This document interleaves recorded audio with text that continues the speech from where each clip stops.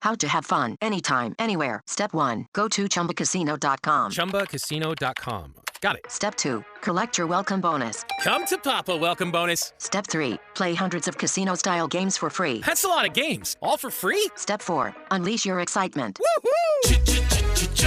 Chumba Casino has been delivering thrills for over a decade. So claim your free welcome bonus now and live the Chumba life. Visit ChumbaCasino.com. No purchase necessary. VGW Group. Void where prohibited by law. 21 plus. Terms and conditions apply. Thank you for being an incredible supporter of the 10X Podcast Group, the home of the skillful art of manipulation.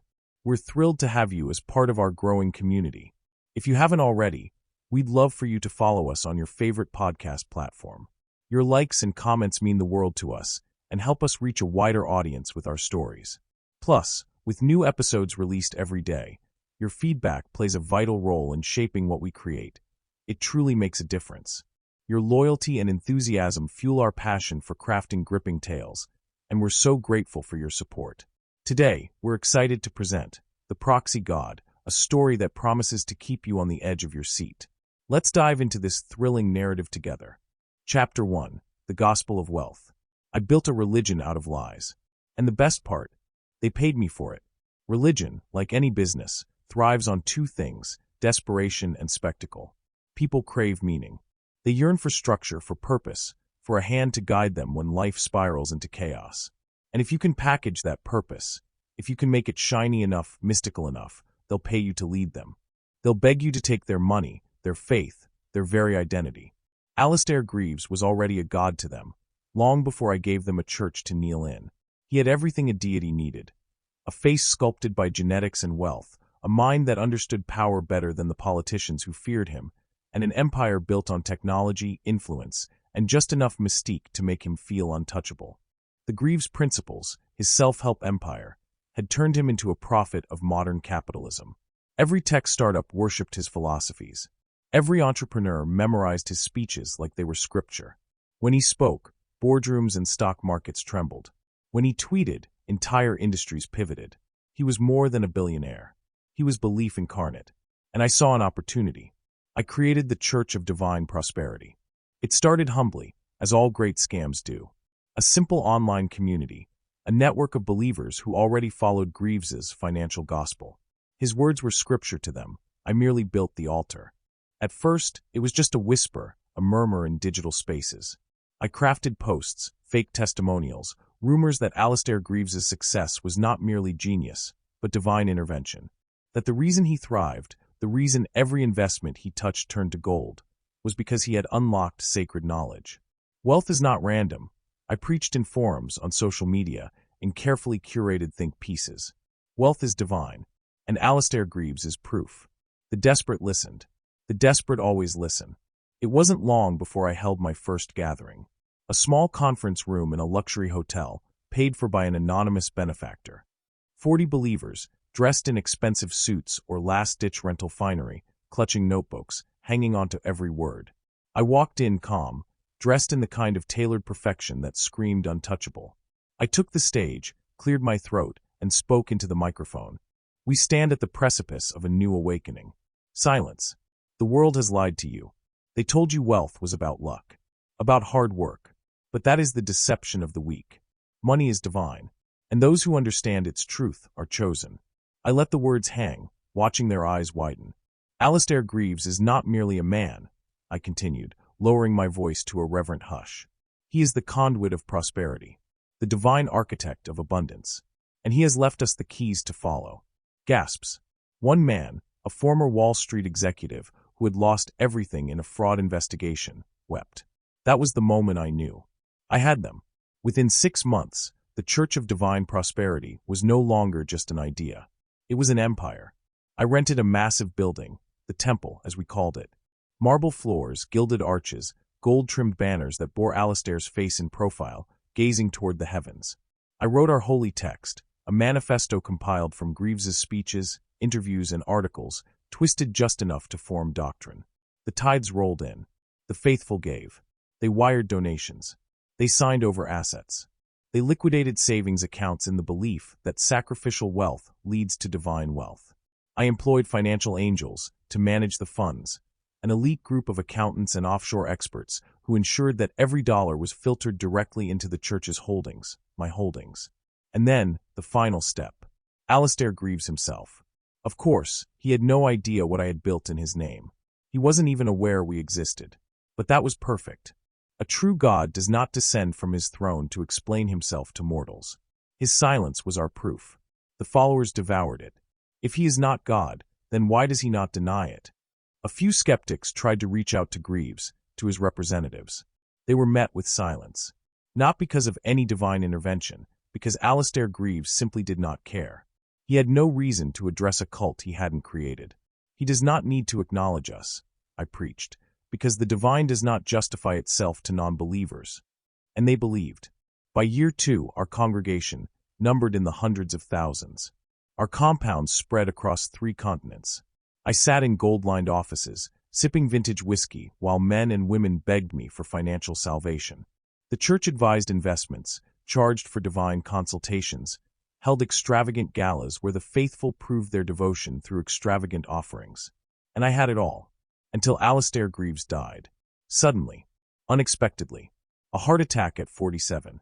The world grieved. The stock market shook. And the Church of Divine Prosperity collapsed overnight. People panicked. If Greaves was divine, if he was the path to limitless prosperity, then why had he died? Doubt spread like a virus. Tithes stopped. Investors pulled out. I saw my empire crumbling. I had one shot. One last miracle to save my church. So I did what any self-respecting prophet would do. I faked a resurrection.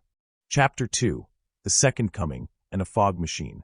A resurrection isn't just a magic trick. It's a miracle. And miracles need preparation. The Church of Divine Prosperity was crumbling. The moment Alistair Greaves's death made headlines, panic consumed the faithful. The emails flooded in. Pastor, what does this mean? How could he die? Did we believe in a lie? Doubt is a disease. It spreads faster than faith.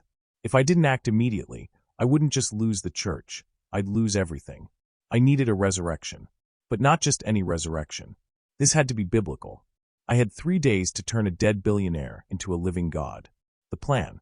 I locked myself in my office with my inner circle, the most ruthless, loyal manipulators I had cultivated in the church. Enforcers. Financial architects. A couple of ex-Hollywood special effects wizards I had hired for media campaigns. We need a second coming, I told them. They stared at me. Greaves is dead, one of my advisors said flatly. We can't bring back a corpse. No, I agreed. But we can bring back the idea of him. I laid out the plan. Step 1. Manufacture the divine prophecy. Before Greaves had even been laid in the ground, we flooded social media with whispers, hints, prophecies, signs. The rebirth is coming. Cryptic messages appeared in our church forums, seeded by fake accounts. Did anyone else notice the clock stopped at exactly 11:11 when he passed? A dream told me he would return on the 3rd day. Look at this screenshot. His last tweet has hidden numerology in it. The faithful devoured it. Step 2. Create the divine event. I needed a stage. I needed spectacle. We planned the Ascension ceremony, a massive gathering, streamed globally, where we would witness the return of Alistair Greaves. The Temple of Divine Prosperity was packed. Thousands of believers in the grand hall, cameras ready, media lurking at the edges, skeptics waiting for something to go wrong. Step 3. Make it real. I had my team work on the resurrection itself. We couldn't use a simple video or AI-generated voice. No, this had to be undeniable. We designed a holographic projection, mixed with strategically placed smoke and lighting effects. The voice. A perfectly trained AI, stitched from hours of Alistair's speeches, fine-tuned by experts to breathe like him, to pause, to command. It would be perfect. It had to be. The ceremony. The temple doors opened at exactly 11:11 p.m. The faithful flooded in, clutching copies of the Greaves Principles, murmuring prayers for their God's return. I stood at the front, dressed in ceremonial robes, bathed in golden light. Cameras rolled. My people, I said, voice solemn. Tonight, we stand at the threshold of the impossible. I could feel the energy in the air, hope, terror, desperation. The world tells us he is dead, I continued, pacing the stage. But we know better, don't we? Because the divine does not die. The murmurs turned into a roar. And if the world does not believe, I raised my hands, then let them see. Right on cue, the lights dimmed. A low rumble filled the temple, vibrating through the floors. Subwoofers hidden in the walls simulated an earthquake. Some of the faithful gasped, clutching their seats. Then fog. Thick, rolling mist spread across the altar, hiding the stage, swallowing the podium. I stepped back, heart pounding. The whispers turned to screams as the hologram appeared. Alistair Greaves, whole, alive, radiant, stepped forward through the fog. His arms outstretched. His suit immaculate. His smile divine. Gasps turned to weeping. Do not be afraid. His voice. Perfect. Resonant. The congregation fell to their knees. I have conquered death, he boomed, his deep voice echoing through the temple. I felt the weight of belief shift in the room. Doubt evaporated. I stepped forward, trembling, playing my role perfectly. Speak, my lord, I whispered. Tell us of your journey. The hologram smiled. The journey was dark, he said. Hey, it's Ryan Seacrest. Life comes at you fast, which is why it's important to find some time to relax. A little you time. Enter Chumba Casino. With no download required, you can jump on anytime, anywhere for the chance to redeem some serious prizes. So treat yourself with Chumba Casino and play over 100 online casino-style games, all for free. Go to ChumbaCasino.com to collect your free welcome bonus. Sponsored by Chumba Casino. No purchase necessary. VGW Group. Void where prohibited by law. 21 plus. Terms and conditions apply. But I have returned with knowledge beyond mortal comprehension, and I bring you a message. Silence. The room held its breath. Faith is not enough. Eyes widened. We must prove our devotion. We must build the foundation for the new kingdom. Wealth is divine, but faith without action is meaningless. I nodded. Perfect. You must give, he continued, not just with your words, but with your wealth. The faithful shall be rewarded. The doubters shall be left behind. And just like that, they cheered. The resurrection was real, and my empire was reborn. The aftermath. By dawn, the Church of Divine Prosperity was stronger than ever. The resurrection video went viral. Donations tripled overnight. Members returned in droves, pouring in their life savings to prove their faith. The media debated whether it was a hoax, but it didn't matter. The faithful had seen it with their own eyes.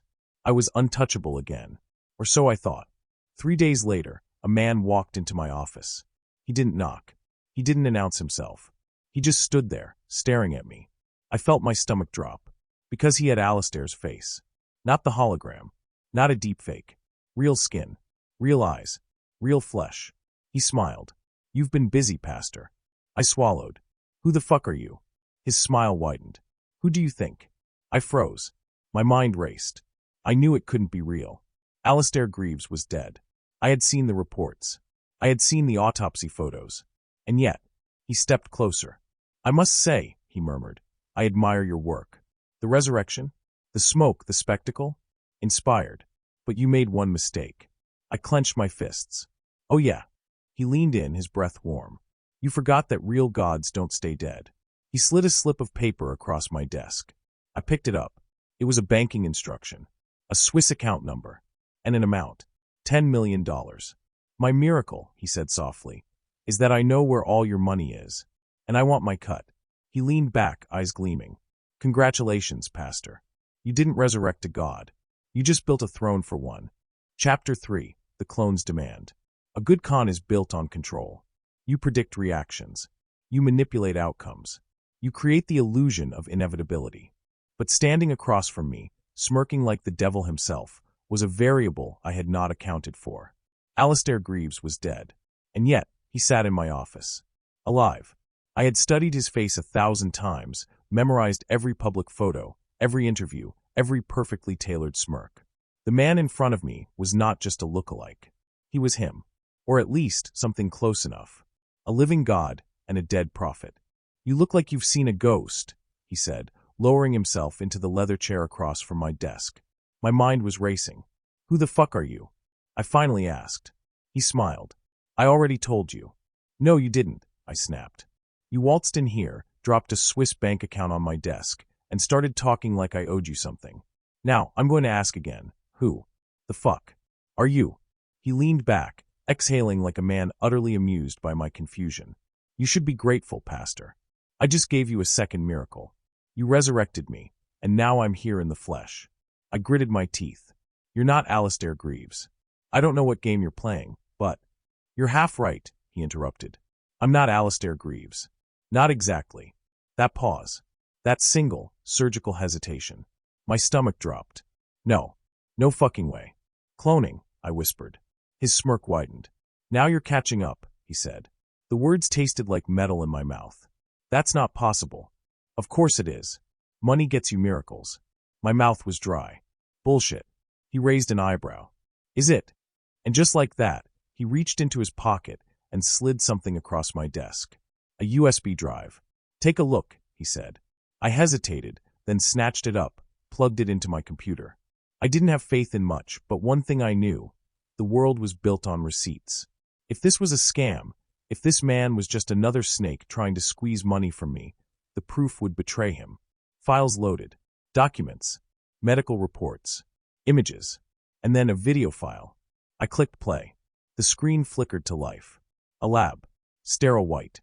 Cryogenic pods lining the walls. The camera panned to a man, the man sitting in front of me, lying unconscious in a glass chamber, machines monitoring vitals. Scientists in lab coats hovered over screens, murmuring. One turned to the camera, adjusting her glasses. Subject 001, Alistair Greaves replication complete. Memory transfer at 62% synchronization. Expected stabilization within 48 hours. The video ended. I felt like the floor had disappeared beneath me. Believe me now. I looked up at him. His eyes burned with amusement. You're telling me the real Alistair Greaves had a fucking clone? Had. No, Pastor. Has. And I'm sitting right in front of you. My pulse pounded. I was looking at a fucking resurrection. Not a hologram. Not AI. Not a trick. A real one. Which meant, what do you want? I finally asked. His grin sharpened. What do you think? He tapped the paper still sitting on my desk. The Swiss account. The 10 million. You built a religion in my name. You made millions using my face, my voice, my legend. That means you work for me now. My fists clenched. You're out of your goddamn mind if you think I'm just handing over. No, he said, leaning forward. You're out of your mind if you think you have a choice. I swallowed the anger. Stayed calm. Because I could already see where this was going.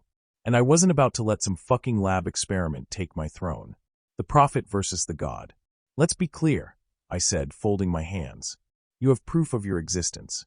You have medical records, a video, and some very expensive science backing you. But you don't have power. His smirk didn't waver. And power isn't about who you are. It's about who people believe in. I leaned forward, voice dropping to a knife's edge. And right now, they believe in me. He chuckled. That's cute.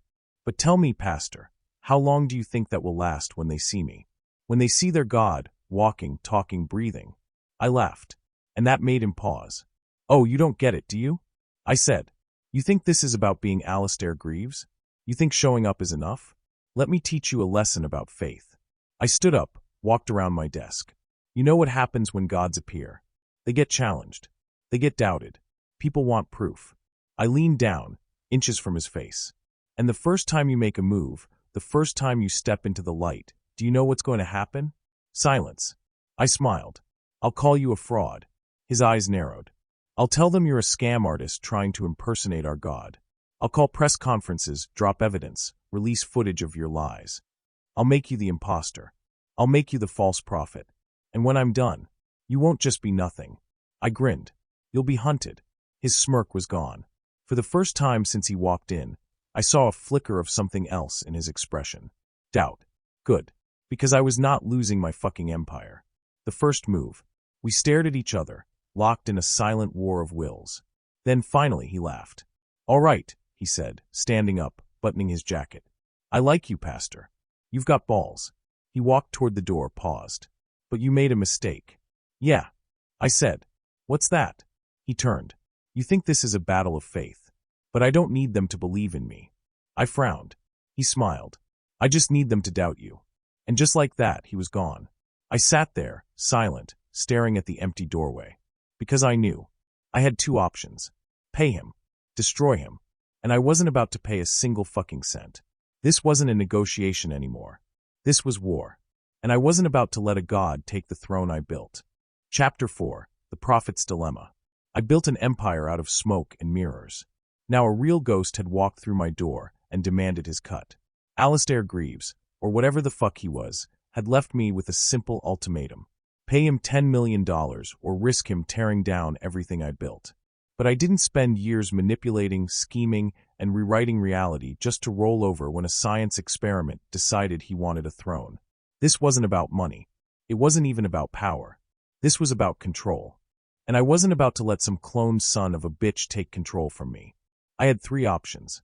Pay him. Not happening. Kill him. Complicated, but not impossible. Outmaneuver him. My specialty. The problem was, I didn't know what he knew. Did he have other people backing him? A hidden team? A contingency plan? I couldn't just make a move blindly and hope for the best. I needed to study him first. Then I'd bury him. The shadow war begins. I didn't sleep that night. I sat in my office, fingers steepled, mind racing through every possible scenario. Every scam, every manipulation tactic, every psychological weapon I had ever used, none of them applied to this. This was uncharted territory. I needed more information. I needed leverage. By dawn, my inner circle was in my office. My enforcers, my fixers, the people who did the things that made our empire possible. Find out everything about him, I ordered. Where he's staying, who he's talking to, whether he's made any moves. I want his weaknesses, his vulnerabilities. And most of all, I leaned forward, voice turning razor sharp, I want to know if anyone else knows he's alive. If he had no witnesses, then I had an opening. I could control the narrative. I could turn him into a fraud before he turned me into one. Hunting a god. It didn't take long to track him. He was holed up in a penthouse suite in the city. No entourage. No security. Just him. That meant one thing. He hadn't revealed himself to the public yet. He was waiting for me to react. Good. That meant I had the advantage. I sent 2 of my men, trusted professionals, to shadow him. No contact. No threats. Just watch. Learn his movements. Find his habits. Hey, it's Ryan Seacrest. Life comes at you fast, which is why it's important to find some time to relax. A little you time. Enter Chumba Casino. With no download required, you can jump on anytime, anywhere for the chance to redeem some serious prizes. So treat yourself with Chumba Casino and play over 100 online casino-style games, all for free. Go to ChumbaCasino.com to collect your free welcome bonus. Sponsored by Chumba Casino. No purchase necessary. VGW Group. Void where prohibited by law. 21 plus. Terms and conditions apply. 3 hours later, I got my first report.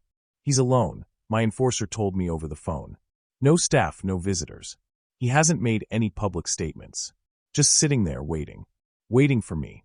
He was testing me. Seeing if I'd cave. I wasn't going to. Keep watching him, I ordered. If he makes a move, I want to know before he takes his second fucking step. I hung up. My mind was already assembling the next phase. Time to go on the offensive. The Art of War, Religious Edition. I called a press conference. My people, I said, standing before my followers, my voice filled with righteous sorrow. An impostor walks among us. Gasps. A deceiver. A clone, created by the faithless to steal what is divine. Outrage. Weeping. I showed proof, carefully edited footage. Hacked lab reports. Documents that painted him as a con artist trying to impersonate our God. The congregation ate it up. The media ran the headlines. Cult leader claims clone is a fraud. Alistair Greaves returns? Or the biggest scam of the decade? Clone billionaire? The faithful say no. Perfect. Because now, if he made any move, he'd be the liar. And liars get crucified. Checkmate. The night after the press conference, I poured myself a drink. I had buried him before he could even take his first real step. His face was all over the news, but not as a returning messiah, as a fraudster. Now he had 2 choices. Disappear. Best outcome. Try to prove he was real, which would only dig his grave deeper. Either way, I won. I leaned back in my chair, smirking. Then my phone buzzed. Unknown number. I answered. Silence. Then his voice. Nice try, Pastor. The smirk vanished from my face. But you should have killed me when you had the chance. Click. The line went dead. I stared at the screen. My pulse thundered. What the fuck had he done? The clone's counterattack. I found out 3 hours later. A leaked video. A new press conference. Except this time, it wasn't me speaking. It was him. Standing on a rooftop, Alistair's face perfect, his voice commanding.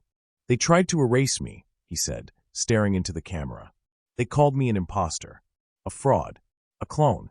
A pause. Then he held up a USB drive. Let me show you the truth. He plugged it into a laptop. The screen flickered. And then, my secrets spilled into the world. Bank records. Offshores. Leaked footage of me setting up the holograms, the fake resurrection. Private conversations I thought were buried forever. My empire was exposed. And the congregation turned. The collapse. I watched in horror as the unthinkable happened. My followers, my army, began to doubt me. I saw it in their eyes. On social media. In the streets. They wanted blood. The very foundation of my empire, faith, was crumbling. And as my temples burned, as my trusted enforcers disappeared one by one, I realized something chilling. He didn't need them to believe in him. He only needed them to doubt me. The endgame. I fled to my compound. The inner sanctum. The final stronghold of my empire. I locked the doors. Poured myself a drink. Listened to the angry mob outside. Then, a knock. I turned. The door creaked open. And there he stood. Alistair Greaves. Smiling. Looks like your time is up, Pastor. My fingers twitched toward my gun. He just chuckled. Let's talk about your exit strategy. Chapter 5. Playing God. I built this empire from nothing. Every lie, every manipulation, every orchestrated miracle, I made it real. Faith isn't about truth. It's about belief. If you can make people believe, you can make them do anything. Give up their money. Give up their families. Give up their souls. For years, I had controlled the narrative. I was the prophet, the voice of God, the architect of prosperity. I had thousands of men and women who would die for me. Now I had one enemy, and he looked exactly like my God. Alistair Greaves, or whatever the fuck he was, had flipped my entire empire against me. My followers were questioning. My enforcers were hesitating. And worst of all, the money was drying up. I had spent years making sure the faithful funneled their life savings into my pockets, because in the end, all gods demand sacrifice. Now they were demanding something back. Answers. And I didn't have any. That was why I was here. Locked inside my compound, my final stronghold, my last sanctuary. And that was why he was here. Standing in my doorway. Looking down at me like I was the fucking servant. Looks like your time is up, Pastor. His voice was calm. Amused, even. Like he had already won. My fingers twitched toward my desk drawer, where my gun sat, waiting. But before I could reach for it, he chuckled and stepped inside, closing the door behind him. Relax, he said. If I wanted you dead, you'd already be in a ditch somewhere. That didn't make me feel any better. Then what the fuck do you want? I growled. He sat down across from me, stretching out like he owned the place. I already told you. My cut. You built a church using my face, my name, my legacy. I want my share. I narrowed my eyes. You're already rich. That's true, he said. But this isn't just about the money. He leaned forward. I want the church. A God without a prophet. I laughed. I couldn't help it. It burst out of me, raw and bitter, echoing in the empty office. You really think you can take over the Church of Divine Prosperity? I sneered. You think just because you've got Alistair's face, people are going to bow at your feet? He smirked. I don't need them to bow. He pulled out his phone, tapped the screen, and turned it toward me. I froze. A live stream. From inside my compound. The courtyard was filled with hundreds of my followers. Only they weren't kneeling in worship. They were holding signs. Screaming. Demanding answers. Demanding me.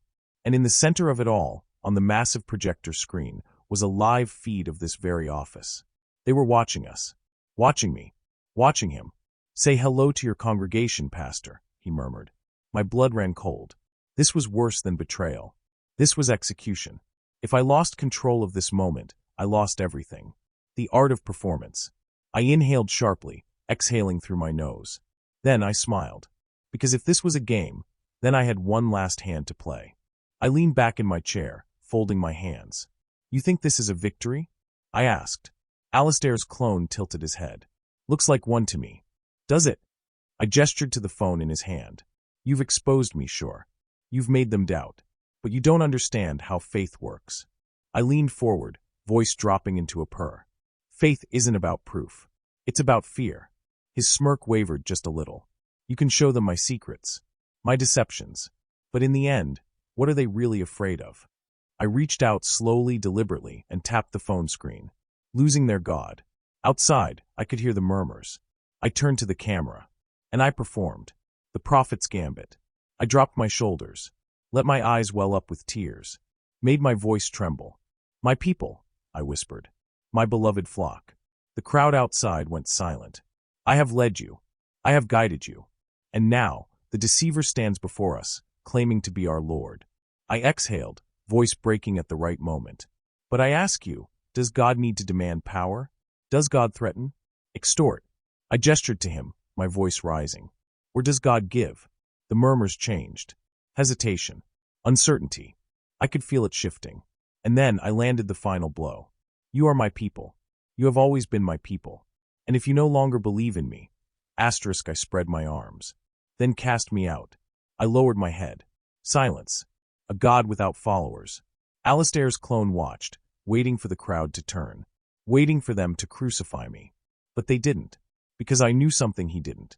They had already given me everything. Their money, their homes, their lives. If I was a fraud, then their entire existence had been a fraud, and that was too much for them to accept. So instead of doubt, they defended me. The chants began. He is our prophet. He is the true voice. Down with the impostor. I felt a slow grin creep up my face. I had done it. I had won. Alistair's clone stiffened, realizing it too late. He turned, stepping toward the door. I let him go, because it didn't matter. He had lost, and I had just rewritten history itself. The fall of a god. By nightfall, the clone vanished. He was forced into hiding. No more press conferences. No more leaks. Because I had turned his game against him. I made him the demon. And the moment he lost faith, he lost power. Faith was my weapon, and it was unbreakable. The war isn't over. I sat in my office, sipping whiskey, watching the celebration outside. The people danced, sang, believed in me again. But I knew one thing for certain. He wasn't gone. Not yet. And the next time he came for me, I wouldn't be so merciful. The real war had just begun. And this time, I wasn't going to let him walk away. Chapter 6. Blood and Betrayal. Faith is a fragile thing. You don't have to break it to destroy someone. You only have to crack it. I had turned the tide. I had survived. My empire had been on the brink of collapse, my name dragged through the dirt, my secrets on the verge of being exposed to the entire world. But faith is a weapon, and I had wielded it perfectly. Alistair's clone had thought that simply being was enough to win. He thought that standing before my followers, breathing, talking, wearing the face of their god, would make them fall at his feet. He had underestimated something critical. Faith is not about proof. Faith is about fear. The faithful do not want to believe that they have been lied to, that they have given their lives, their souls, their fortunes to a deception. They will kill to protect that belief. And they almost did. As Alistair's clone left the compound, the crowd had turned on him.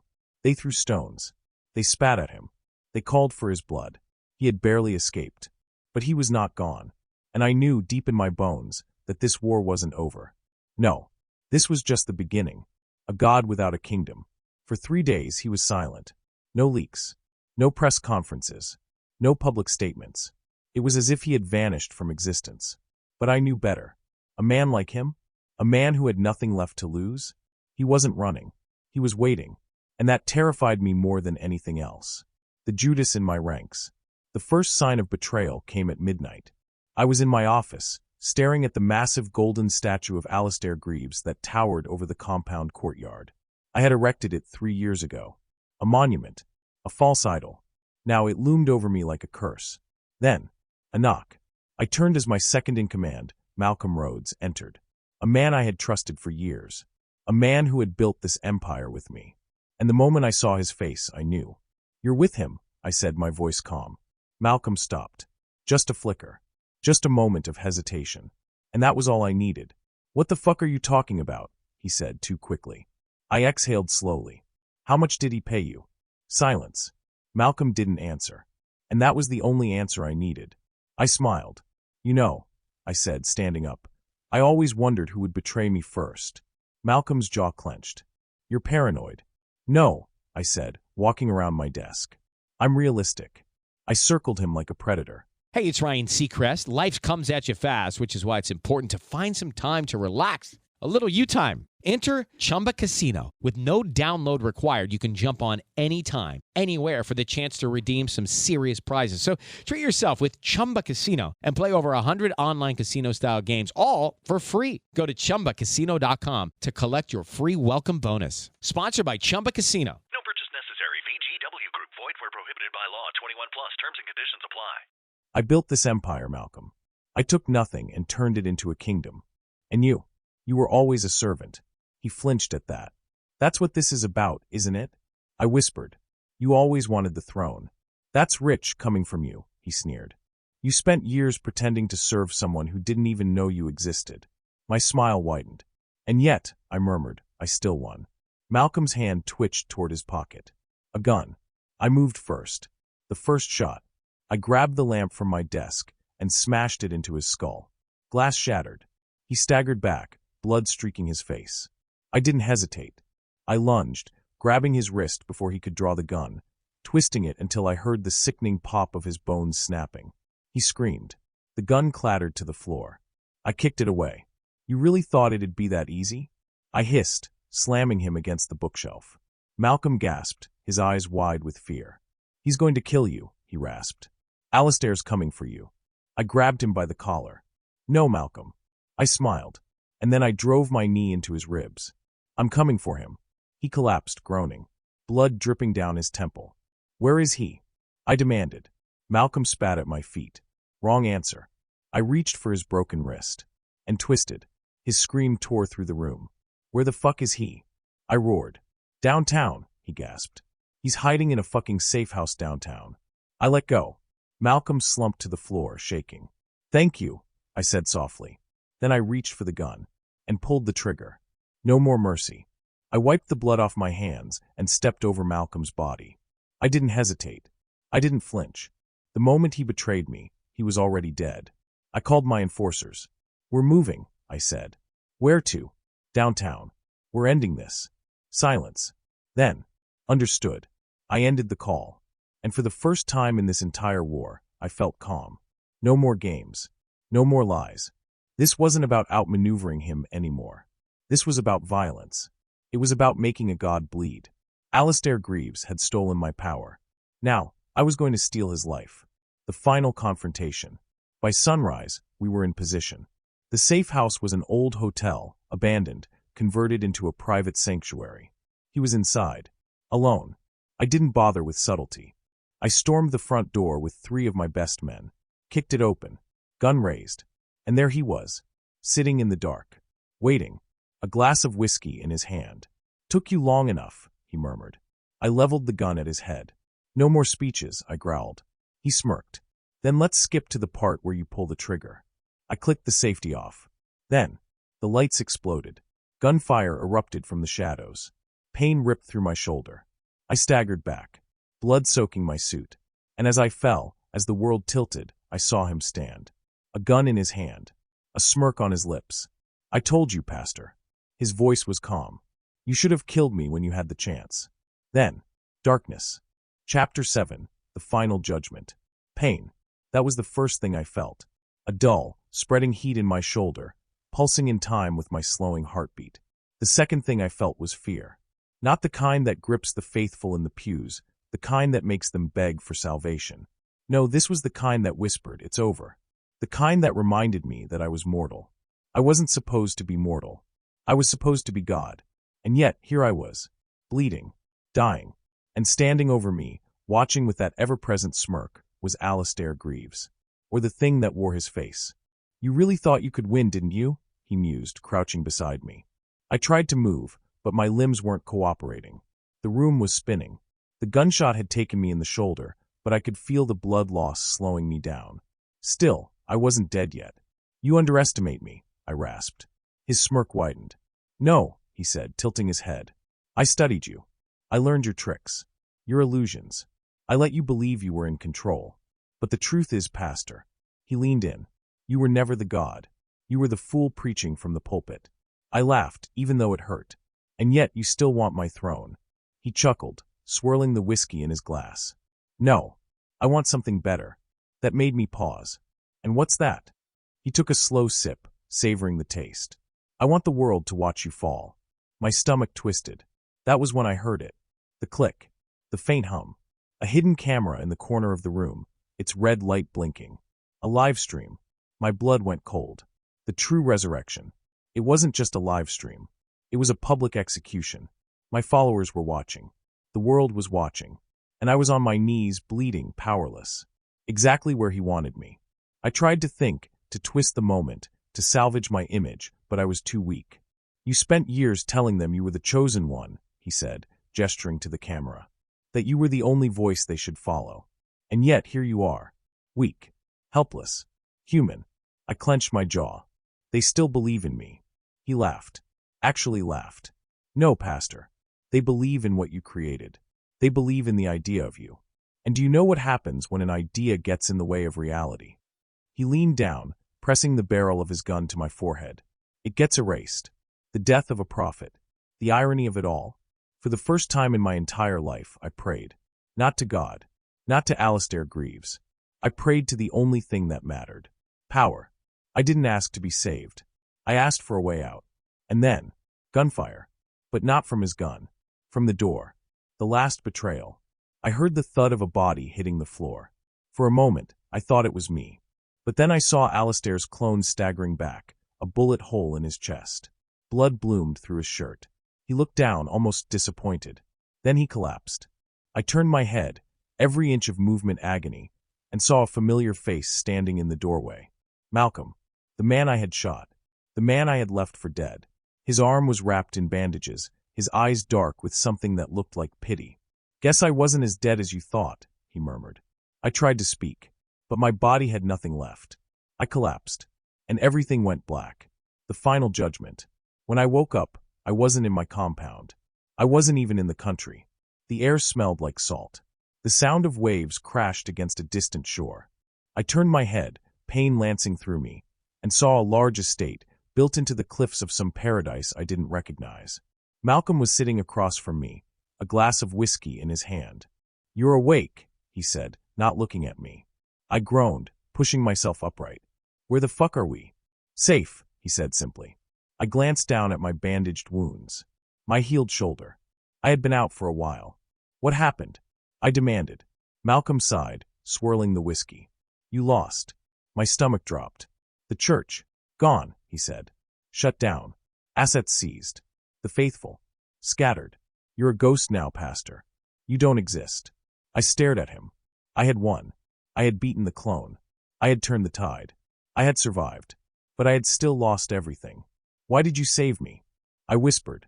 Malcolm finally looked at me. Because despite everything, he said softly, I knew one thing for certain.